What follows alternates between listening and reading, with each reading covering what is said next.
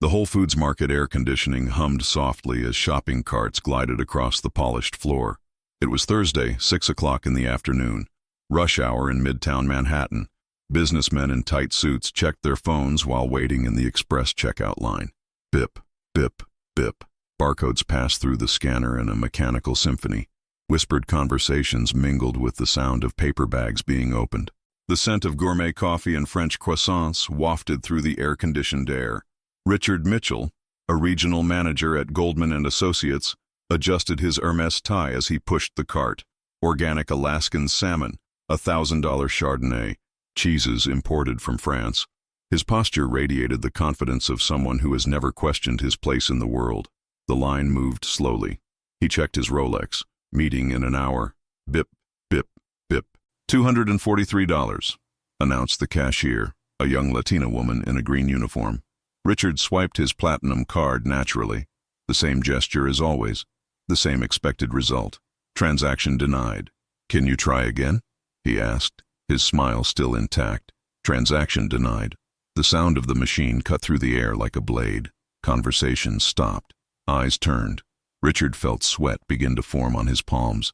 "Oh, it must be the system," he said loudly, laughing exaggeratedly. "You know how it is, right? Technology." But the laughter didn't mask the nervousness. It was the kind of laugh that echoes hollowly, trying to transform embarrassment into superiority, as if it were an inside joke between important people. 3 attempts, 3 refusals. The line behind grew longer. Impatient sighs began to form. Cell phones were pulled out. A woman in a Prada coat checked her nails with visible impatience. Richard looked around, searching for familiar faces, acquaintances from the tennis club, office colleagues, people from his world. "Does anyone know me?" His voice came out louder than intended. "I'll pay later. It's just a temporary misunderstanding." Silence. Faces turned away. Conversations were artificially resumed. Carts moved to other lines, but no one reached out. Desperation began to ooze from Richard's pores. Beads of sweat formed on his forehead as he searched every pocket, searching for another card, money, anything.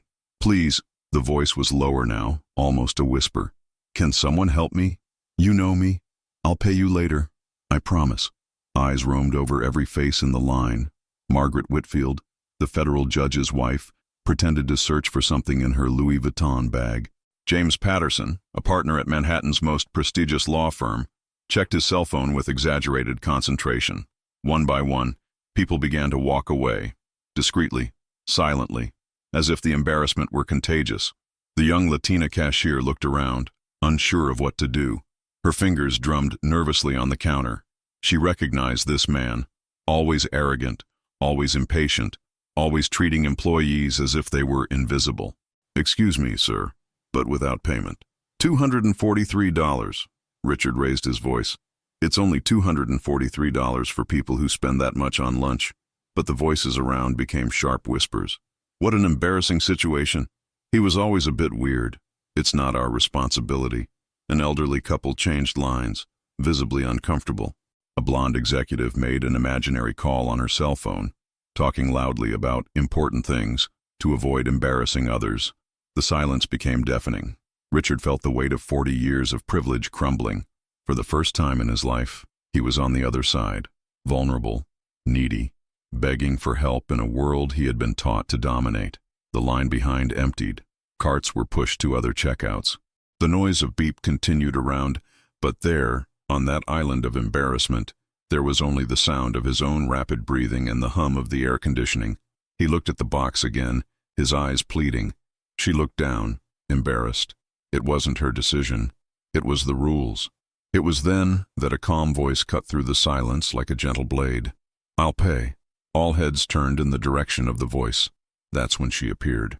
Maya Johnson approached with firm but unhurried steps. 32 years old, her ebony skin reflected the market's artificial light like polished silk. She wore an impeccable navy blue blazer and carried a leather briefcase that spoke of professionalism earned through sweat and determination. He wasn't a regular at the Midtown Whole Foods. He usually shopped at the Harlem Market, where the prices weren't too shabby, and the faces looked just like his. But today he had an upcoming meeting and needed something quick. Her eyes took in the scene. A white man in a cold sweat, a scattered line, cruel whispers echoing through the air conditioning. She recognized the pattern immediately. The same elite who sized her up with sidelong glances in corporate elevators were now abandoning one of their own. "I'll pay," he repeated, his voice firm and clear. Richard turned completely, his eyes raking Maya up and down. Her blazer, her posture, her skin. A dry laugh escaped his lips. "You?" The word was laced with disbelief and worse. "Sorry, but it's $243. It's not, well, it's not a small amount." Maya felt a familiar burning sensation in her chest, the same one she felt when professors questioned her grades at Harvard Business School, the same one she felt when partners questioned her reports even after 3 consecutive promotions. But there was something different in her gaze, something her grandmothers carried on the plantations, something her mother preserved by cleaning offices to pay for her education, something generations of black women have passed down through time, a strength that doesn't bend even when the whole world tries to break it. Maya's eyes didn't waver. They didn't tremble. They didn't seek approval. "I know exactly how much it is," he replied, his voice soft but filled with an ancient power that made the air around him seem denser. She opened her wallet with deliberate movements. Every gesture was calculated. There was no rush, no anxiety. There was dignity. The cashier watched silently, recognizing something familiar in the woman's posture, the strength of those who don't ask permission to exist. The few curious onlookers remaining in the area approached discreetly. Some recorded the scene with their cell phones. Others simply watched, mesmerized by the role reversal they were witnessing.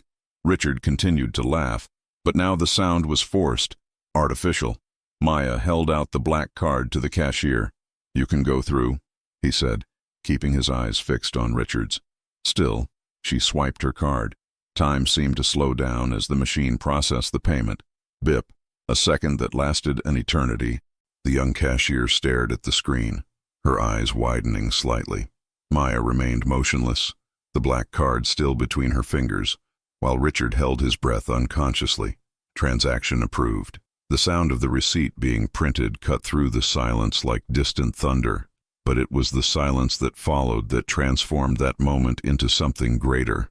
A different silence, not the awkwardness of before, but something close to sacred, as if all the frenetic activity of the market had paused to witness something impossible.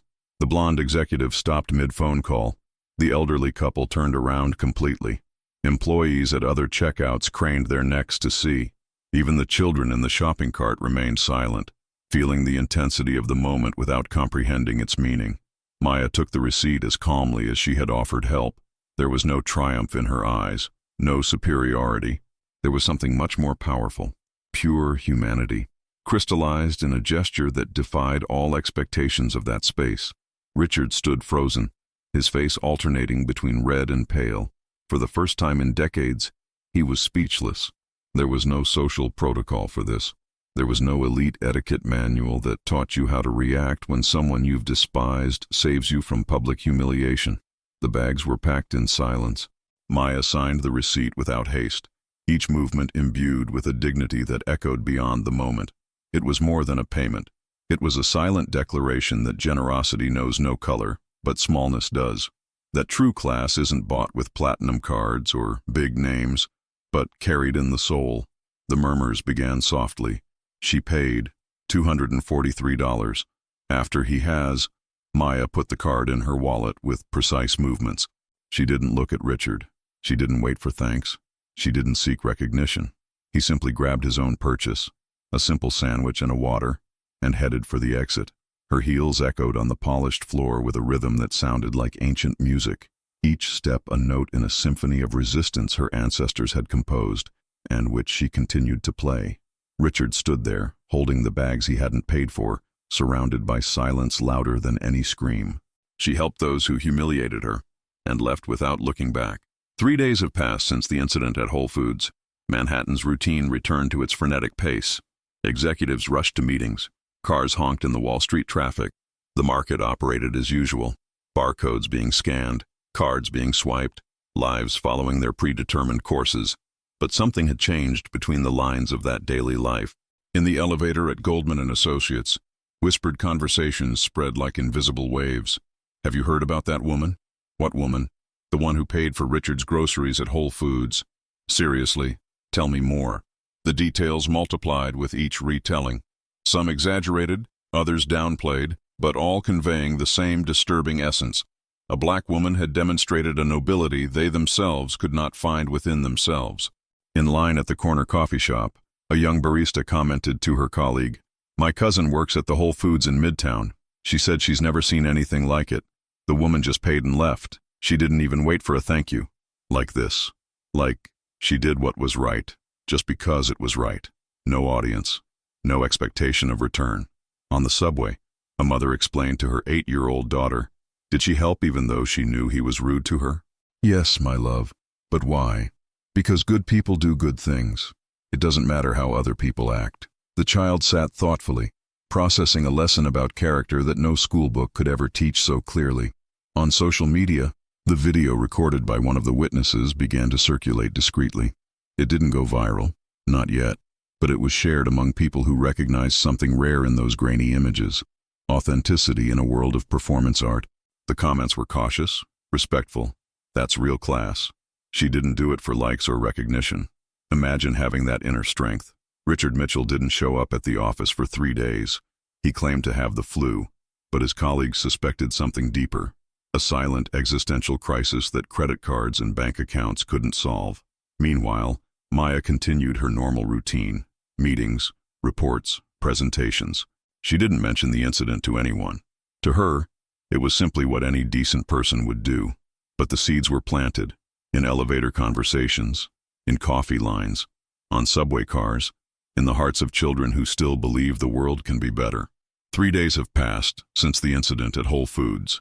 Manhattan's routine returned to its frenetic pace. Executives rushed to meetings. Cars honked in the Wall Street traffic. The market operated as usual. Barcodes being scanned, cards being swiped, lives following their predetermined courses. But something had changed between the lines of that daily life. In the elevator at Goldman & Associates, whispered conversations spread like invisible waves. Have you heard about that woman? What woman? The one who paid for Richard's groceries at Whole Foods. Seriously, tell me more. The details multiplied with each retelling. Some exaggerated, others downplayed, but all conveying the same disturbing essence. A black woman had demonstrated a nobility they themselves could not find within themselves. In line at the corner coffee shop, a young barista commented to her colleague, "My cousin works at the Whole Foods in Midtown. She said she's never seen anything like it. The woman just paid and left. She didn't even wait for a thank you." Like this? Like, she did what was right, just because it was right. No audience. No expectation of return. On the subway, a mother explained to her 8-year-old daughter, did she help even though she knew he was rude to her? "Yes, my love. But why? Because good people do good things. It doesn't matter how other people act." The child sat thoughtfully, processing a lesson about character that no schoolbook could ever teach so clearly. On social media, the video recorded by one of the witnesses began to circulate discreetly. It didn't go viral, not yet, but it was shared among people who recognized something rare in those grainy images: authenticity in a world of performance art. The comments were cautious, respectful. That's real class. She didn't do it for likes or recognition. Imagine having that inner strength. Richard Mitchell didn't show up at the office for 3 days. He claimed to have the flu, but his colleagues suspected something deeper: a silent existential crisis that credit cards and bank accounts couldn't solve.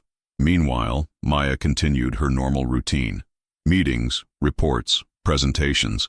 She didn't mention the incident to anyone. To her, it was simply what any decent person would do. But the seeds were planted. In elevator conversations, in coffee lines, on subway cars, in the hearts of children who still believe the world can be better. The auditorium at Meridian Financial Group was packed. 200 members of Manhattan's corporate elite settled into the Italian leather armchairs, glasses of Dom Perignon in hand, whispered conversations about mergers and acquisitions filling the air-conditioned air. Richard Mitchell straightened his tie for the 10th time in 5 minutes. Sitting in the front row, he firmly believed he would be called to the stage. After all, his numbers from the last quarter had been impressive. The promotion to executive vice president seemed certain. "Good evening. CEO James Morrison's voice echoed through the state-of-the-art speakers. Tonight we celebrate not just financial results, but character, authentic leadership, values that transcend spreadsheets. Richard straightened his shoulders. Finally, he thought, recognition for my work. This year, our company faced unique challenges. We needed someone who demonstrated not only technical competence, but also moral integrity in times of pressure. The audience applauded politely. Richard prepared his smile for when his name was announced. Therefore, we have promoted Maya Johnson to Executive Vice President of the Strategic Development Division. The silence was instantaneous and absolute. Richard felt the world spin in slow motion. His smile froze on his face as he processed the name he had just heard. Maya took the stage with the same understated elegance as always. She wore an anthracite suit that hugged her figure perfectly, her hair tied in a low bun that radiated calm professionalism. Maya not only exceeded all quantitative goals, Morrison continued, but demonstrated a leadership quality that our company values above all else: humanity. The stage lights created a halo around Maya as she approached the microphone. There was no nervousness in her movements. There was something deeper, the confidence of someone who knows she's earned every step she's taken. Recently, Morrison continued, we learned of an incident that perfectly illustrates the kind of leader Maya is. A moment where she demonstrated grace under pressure, generosity in the face of adversity, and the true definition of character. Richard felt the blood drain from his face. It couldn't be. It wasn't possible that, at a time when another executive in our field was struggling publicly, Maya didn't hesitate to lend a helping hand, without seeking recognition, without expecting anything in return, simply because it was the right thing to do. Murmurs began to spread through the audience. Some knew the story. Others began to connect the dots. Maya took the microphone, her voice clear and firm. Leadership isn't about being on top when everything is going well. It's about who you choose to be when no one is looking. It's about lifting others up, even when they've pushed you down. The applause started slowly, then grew like a wave gaining strength. Richard remained paralyzed in the front row, unable to process the complete reversal of his reality. He couldn't believe what he saw. 2 weeks after the ceremony, Richard met Maya in the executive hallway on the 32nd floor. It was Monday, 9 in the morning. The October sun streamed through the floor-to-ceiling windows, creating patterns of light and shadow on the Carrara marble. Maya walked purposefully, a leather briefcase in one hand, her cell phone in the other, talking to someone about quarterly projections. Richard stopped in the middle of the hallway, unsure of protocol, how to greet someone who now held the position he'd coveted his entire life, how to look into the eyes of the one who saved him from public humiliation and then received a promotion for it. Maya ended the call and noticed his presence. For a moment, the two measured each other in silence. There was no malice in her gaze, but neither was there the subservience Richard was accustomed to seeing in subordinates. There was something different, something he was slow to identify: natural authority. Maya, he began, his voice higher than usual. Congratulations on the promotion. She nodded elegantly, without false modesty or triumphalism. Thanks. Richard extended his right hand, a forced smile on his lips. It was the kind of gesture he'd made automatically for decades, always expecting immediate reciprocity, recognition of his importance. Maya stared at the outstretched hand for a moment that felt like an eternity. Then she simply nodded, a respectful but distant greeting, professional but not submissive. How are things going in your department? Richard asked, trying to regain control of the conversation. Very well. We have a meeting with the board on Thursday. New promising projects. She spoke as an equal, not as someone reporting to someone, but as an executive sharing corporate information with a peer. Richard felt something he hadn't experienced in years: irrelevance. For the first time in decades, he wasn't the one dominating a professional interaction. He wasn't the one setting the tone, the pace, the dynamics of the conversation. Maya checked the Cartier watch on her left wrist. I have a meeting in 5 minutes. Excuse me.